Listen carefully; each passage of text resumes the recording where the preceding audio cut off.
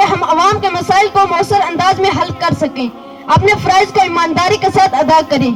اسی طرح میں اسمبلی کے تمام افسران اور عملے کا بھی شکریہ ادا کرتا ہوں جو اس ایوان کو منظم اور مؤثر بنائیں،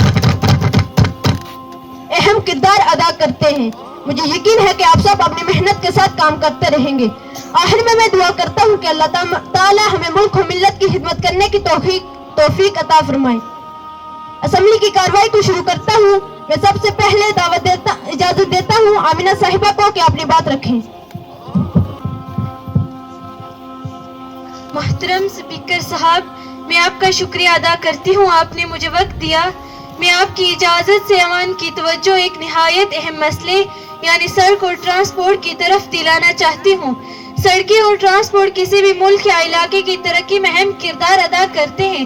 اگر سڑکیں اچھی ہوں اور ٹرانسپورٹ کی مناسب سہولت متوجہ ہو تو لوگوں کے لیے سفر آسان ہو جاتا ہے اور تجارت و معیشت کو بھی فروغ ملتا ہے۔ بدقسمتی سے ہمارے علاقے میں سڑکوں کی حالت بہت خراب ہے۔ بارش کے دنوں میں سفر کرنا اور بھی مشکل ہو جاتا ہے۔ پہلی حکومت میں جہاں پر چوک میں ہیلمٹ اور بیلٹ نہ لگانے پر چلان رکھا ہے، اس کا میسج فون پر آ سکتا ہے۔ کیا کیمرے میں روڈ کے بڑے بڑے کھڈے کیمرے کی نظر میں نہیں آ سکتے؟ اس کے علاوہ پبلک اور ٹرانسپورٹ کی کمی کی وجہ سے لوگوں کو خاص طور پر طلبہ اور مریضوں کو شدید مشکلات کا سامنا کرنا پڑتا ہے۔ روڈ اور ٹرانسپورٹ کے بارے میں اسپیکر صاحب یہ سیاست جھوٹ ہے، ہم نے ہر جگہ گاڑیوں کا انتظار کیا ہے، یہ سیاست جھوٹ بول رہے ہیں۔ آپ بیٹھنے دیں۔ روڈ اور ٹرانسپورٹ کے بارے میں اہم 3 ڈیمانڈ: نمبر 1، خراب اور ٹوٹی ہوئی سڑکوں کی فوری طور مرمت کی جائے۔ نمبر 2، پبلک اور ٹرانسپورٹ کی تعداد میں اضافہ کیا جائے۔ نمبر 3، سڑکوں پر روشنی کا انتظام کیا جائے۔ آخر میں یہی کہنا چاہوں گی کہ اگر سڑکوں اور ٹرانسپورٹ کے نظام کو بہتر بنایا جائے تو نہ صرف عوام کی مشکلات کم ہوگی بلکہ علاقے کی ترقی بھی تیز ہو جائے گی۔ بہت بہت شکریہ۔ انیس صاحب اسمبلی میں حلہ کر رہے تھے، اس لیے میں ان کو مختصر وقت دیتا ہوں کہ اپنی بات رکھیں۔ محترم اسپیکر صاحب، میں آپ کا شکریہ ادا کرتا ہوں، آپ نے مجھے وقت دیا۔ محترم اسپیکر صاحب، میں معزز رکن کی تقریر کا جواب دینا چاہتا ہوں۔ انہوں نے جو باتیں پیش کی ہیں وہ اپنی جگہ اہم ہیں، لیکن حقیقت یہ ہے کہ حکومت اس شعبے میں پہلے ہی بہت سے مؤثر اقدامات کر چکی ہے۔ آج ہمارے ملک اور علاقوں میں سڑکوں کے حال کو وسیع کرنے کے لیے بڑے پیمانے پہ کام ہو رہا ہے اور پرانی سڑکوں کی مرمت بھی جاری ہے۔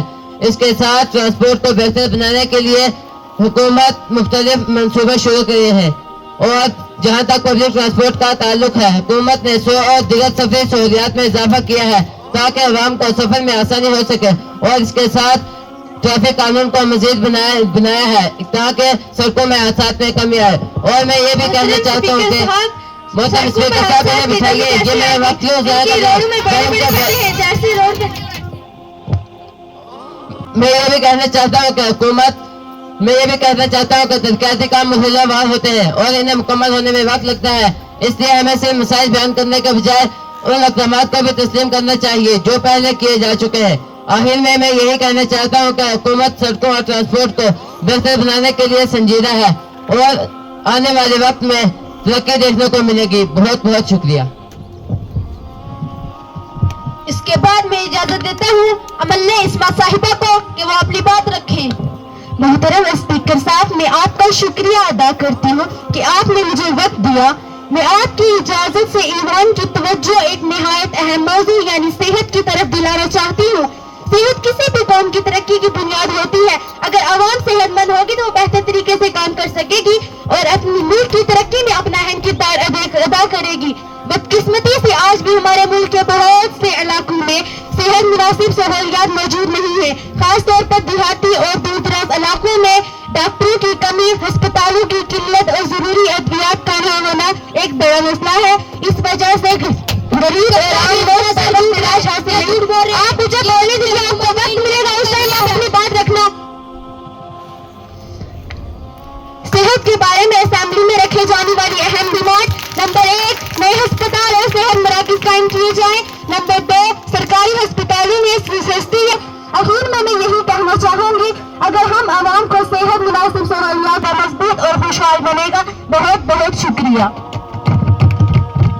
اس کے بعد میں اجازت دیتا ہوں عملہ شاہد صاحب کو کہ وہ اپنی بات رکھیں۔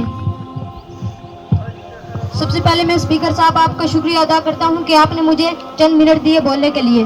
میں معزز رکن کی تقریر کو غور سے سن رہا تھا.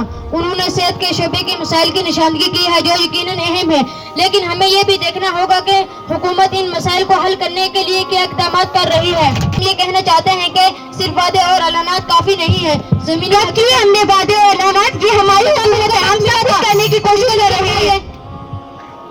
آپ کو جب وقت ملا تھا تو آپ کہاں پہ سوئی ہوئی تھی؟ آپ کو نہیں، میں بول رہی تھی اس ٹائم آپ نے سنا نہیں.